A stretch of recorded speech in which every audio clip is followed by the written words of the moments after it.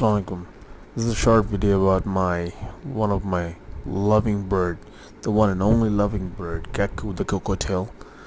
This bird's origin is from Australia. I have purchased this bird in 2019 December when this bird was 17 days old. I pet myself with hand feeding, and this is my only tame bird. I don't think this bird will last. I think this bird is taking its last breath. I'm really sorry to tell about this, but I think this bird will die pretty soon. I don't wish to die,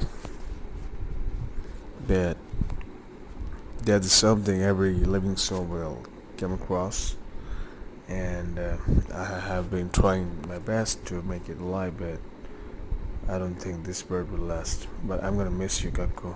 I really love you.